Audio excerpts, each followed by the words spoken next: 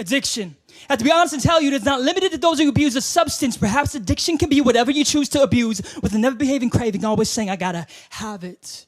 No matter the cost, no matter who's win, no matter what's lost, must have that car, those shoes, that girl, the fanciest cruise, power over others, control, more money to be successful, even if it means your soul. So maybe we've all had struggles with addiction, and our drug has been whatever we use to get a high, to feel emotionally fly from this obsession with luxury possessions. Girl or guy, video games, movies, cars, careers, clothes, impressing folks, sports, popularity, fashion, all to make us happy, all to cover up sadness. Maybe at some point, we've all been drug addicts.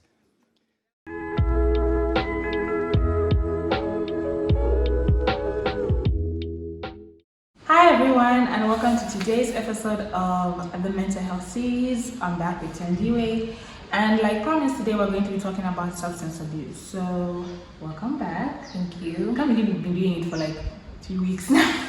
Yeah, and this is our third episode, but we're just grateful and we're thankful for each and every one of you that watches. We know that we're doing something, and we're just grateful for each and every person. So what is substance abuse, right? So it sounds like a really big term, and especially because there's so many different things that people use out there, and you kind of think, okay, when does it become abuse, So substance abuse is when a person makes use of psychoactive drugs, that means like they affect your mental capacity and your psyche, and basically using them in settings that they're not supposed to use them.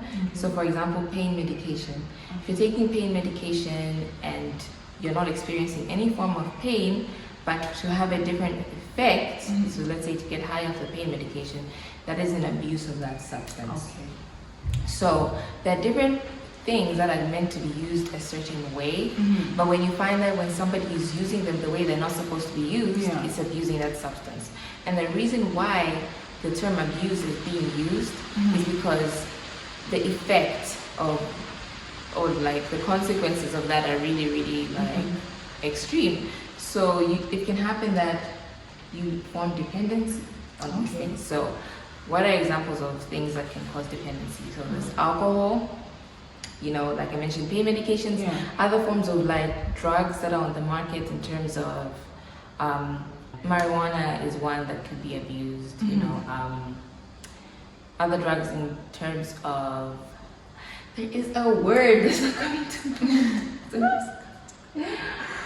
Psychedelics, yes, psychedelic drugs. I was not going to help you with that. Yeah. Where? Yes, so there's different ranges, and they can be used in certain degrees, but I wouldn't advise, some drugs just shouldn't be used. So there are more extreme drugs like the psychedelics, the ones that really alter your brain chemistry. Those are kind of drugs that should not be accessed by anyone. So I won't say too much just yet, but I think I've given like a brief overview. Yeah. Okay. Now, so the drugs are necessarily bad. It's just the consumption of them that becomes bad. So if I know that I don't need to take pain medication and then I take it, that's substance abuse, right? And let's say maybe somebody that wants to sleep, that doesn't have a flu, but then takes flu medication so they can sleep. Does that also fall under substance abuse? Yes, but it's more like they're using it for a different reason other than what it's supposed to be used for. So sometimes like medication that's used for flu or for allergies has that sleep effect. So let's say if you don't have a flu but you have allergies and you take it for sleep, you're kind of using it for the same thing. But of course it should be prescribed by a doctor, not you administering it to yourself, because in that sense, yes, it does become substance abuse. It's, for example, what happened with COVID, right? People were being told, don't take azithromycin if you don't have COVID. Don't just take it just for the sake of taking it, because what happens is your body now is receiving this drug and then there's no COVID, there's nothing to fight. So then it just kind of develops a kind of response to the drug that if COVID came into your body, then it wouldn't receive it the same way. So it kind of protects you not to put some of these substances in your body or to use them for the wrong thing, because your body changes in the way that it receives the drug. And in terms of other kinds of abuse, there are certain drugs that if you take them, you know, just after one experience with it, you become addicted. So for example, things like heroin, you know, cocaine, those are drugs that are just not supposed to exist in your body. Yeah. You know, so taking them for the wrong reasons, just because maybe you want to have a fun time or you want to get high, you know, in the end, you form an addiction. Yeah. And sometimes that's what people don't understand is like, oh, I can just try it once and then I'll be fine. Yeah. But just, okay. just for this time. Yeah, so it's also like, why are you trying? Yeah. You know? Why are you even going around? Exactly. Yeah. You know, so our brains are so sensitive. Like that's the only organ that you have to mainly function as a person. The fact that you can do all this is because of your brain. You know, and so now if you're like messing with how your brain works, you know, it's really dangerous. You know, for how you experience life, how you experience the world, especially with psychedelics like mushrooms, LSD, the ones that really alter your perception. Sometimes people don't come back because those drugs tend to change like the entire chemistry of your brain, you know, and so it's really important that you make sure that you're not putting foreign substances in your body. Yeah. And you just reminded me as to how it changes like the chemistry of your brain. I've forgotten what that documentary was, but it was basically a series of events that was showing a lady that started with heroin and how like she progressed over time. Yes. And I think you had seen it, like it was going around social media, and it was so sad because it was in such a short space of time. And you know, in the beginning she was like, no, I just do it because, you know, like I just want to get that high. She thought she had control over it, and then in the end she couldn't even like form a sentence because her brain had become so dysfunctional that these things that you just think, oh no, it's just a one-time thing, just so I can feel happy, just so I can feel like you really don't know what would happen. Exactly. So what would your advice be to somebody who's like, oh no, Thandiwe, I feel like I have control over this. I only use it as and when. And this can be with like weed and pills. Like there's people who feel like they have control over it. But what would your advice be to them? Okay, so in terms of maybe saying I have control over this, that can be a very like loaded response because it's like, what do you mean you have control over it? So certain drugs can lead you to form either a psychological dependency or a physical dependency. So you find that with stronger drugs like heroin or cocaine or crack, even alcohol, you can get to an extent where physically your body needs that now to function. You know, so you go through what is called withdrawal symptoms when you're not taking the drug. So for example, with alcohol, it takes a long time to become physically dependent. The different stages that you go through where it's kind of like first of all you're abusing the substance, you know, you're using it, and then you get to a point where it's like you're becoming dependent psychologically, and then you get to a point where you're becoming dependent physically. But other drugs, the minute you take them, you become physically dependent. Your body starts craving that high, or especially more like the rush that it gives your brain. So the advice that I would give to somebody saying I can handle it is kind of like, okay, how long have you been using it? You know, you kind of have to understand the history of this person, especially if the person has gotten to a point where like they're dependent on it and they become addicted. A lot of addicts are not aware that they become very dependent on something, so they won't tell you I'm addicted or I'm an addict. And so even with alcohol recovery programs, they kind of have to always say, yes, I'm an alcoholic, because it's really difficult for them to accept the fact that they've gotten to that point. So yeah, it's difficult. You'd have to understand where the person is coming from when they're saying something like that before you can say, oh, you're not. So like, for example, with alcohol, you know, just having a few drinks here and there, you know, it's kind of like, okay, that's fine. You know, you can stop when you want, truly, you know, and maybe you drink occasionally, you drink when you're out with friends, or you drink when you're at a party, but you find yourself drinking, let's say you're alone at home and you're feeling like depressed, and you feel like, I need to have a drink to feel better. Then you find that maybe it's becoming a bit more psychological why you need the drink. And then also like some people have crippling anxiety, social anxiety, like what we spoke about. And so when before they meet new people, they're like, I can't do this without a drink. You know what I mean? I need to have something, in my system, you know? And so With alcohol, with substance abuse in general, usually I think it's important to like understand what the person is trying to avoid. Yeah. Why are they taking this drug? Like, what are they trying to escape that this drug is giving them? And so we would deal with that issue before saying, okay, we can't just say, just stop. Let's be like, okay, why? Why? What is the reason why you want to take this drug?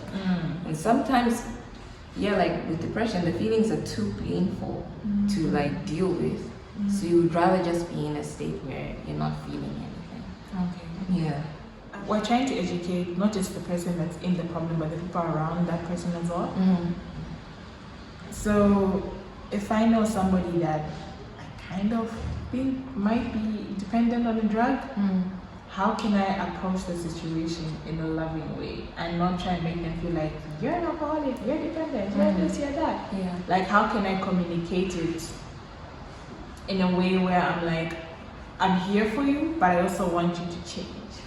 There's like better out there for you. So how can I bring those two things together? Yeah.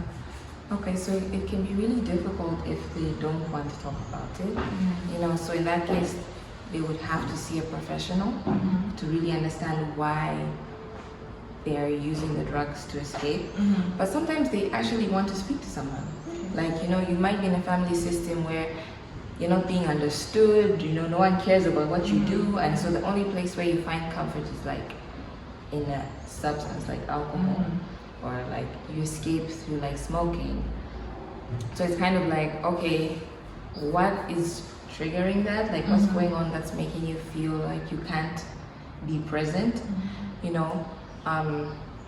There's a series right now that's pretty triggering for a lot of people, but it's called Euphoria. I don't know if you've seen it. Yeah. 2 episodes and I'm like, what is this? I couldn't. Euphoria, it depicts the life of a young girl who kind of like lost her father, and because of that she went into like using drugs, but she didn't have the proper support to deal with the grief that she was going through, and so she ended up like escaping the grief through the drugs. So it's kind of like you have to give them so much support, especially when a big traumatic event has happened around someone. You give them a lot of support even before maybe they're going through looking for the substance. It's like, I'm here, you don't have to lean on anything else, to feel like you can get through this. But that one's a little bit tricky because sometimes the person doesn't actually like want help.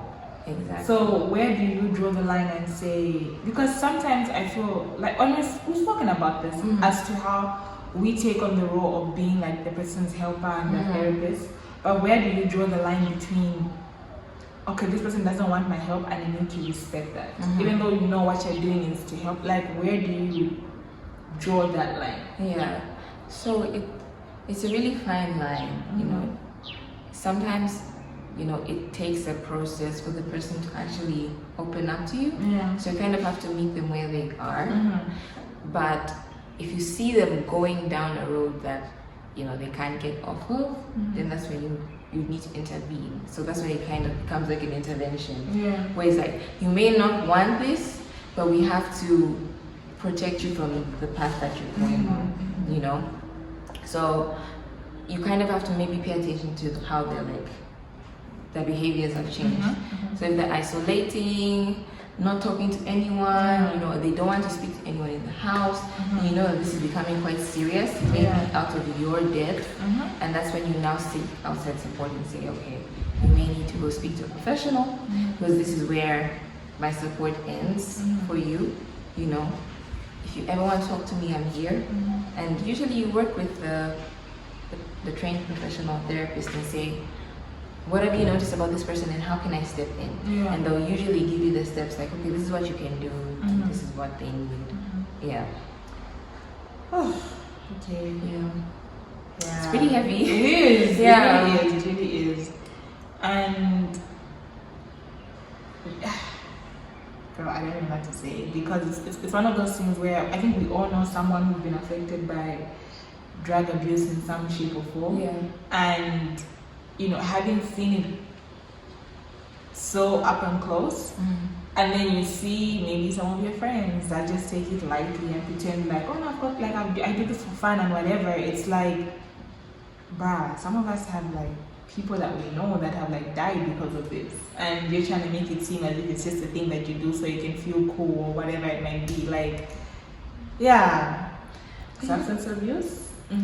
Yeah, but you know, like peer pressure is a big one. Yeah, as to why people do that. True. Like you said, wanting to look cool.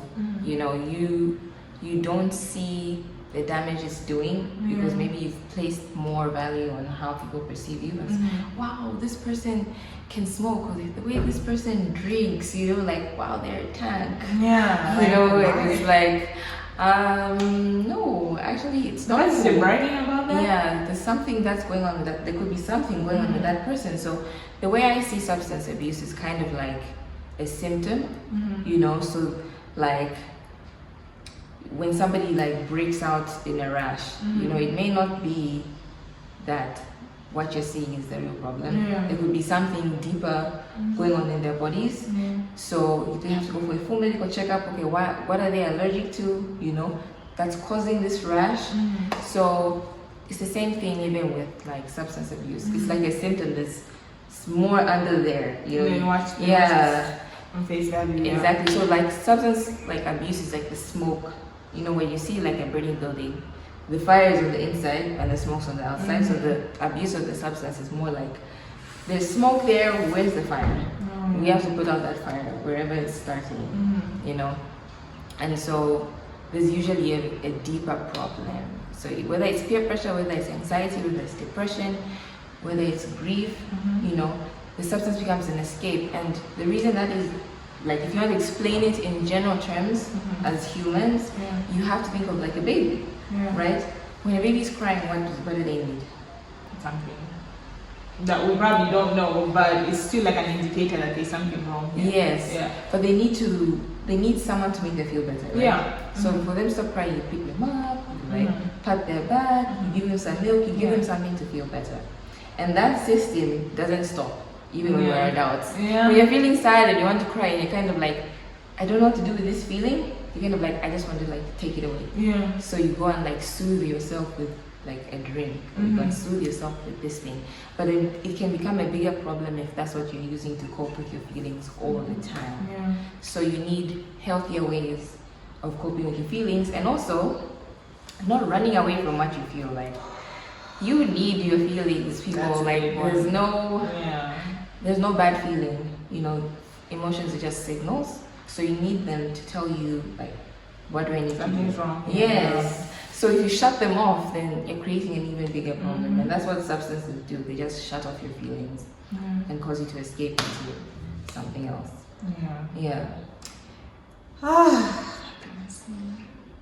Anyway, thank you so much for this interview and for just breaking it down for us. And I mean, we've talked about how heavy it is because personally, like Thandiwe and I, we do know people that are going through this, and we knew that talking about it would, you know, make us feel a little bit emotional.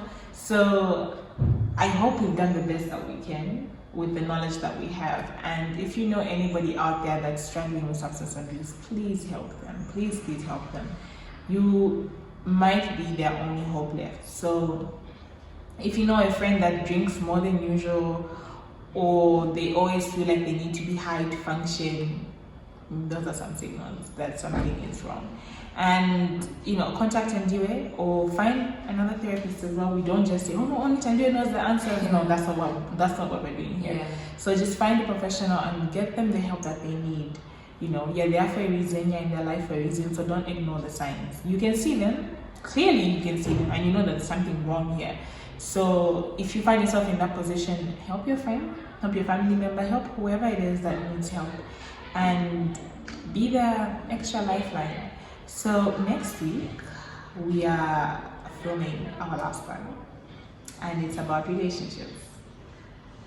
I already know how I feel about that one, so so it's gonna be an exciting one. We're going to have somebody else as well, hopefully. That's just going to break it down for us, more of a specialist in this area that's just going to help us understand relationships and all of that good stuff and the stuff that comes around it. So like, comment, subscribe, share, let the word go around, and we will see you next week. So bye everyone.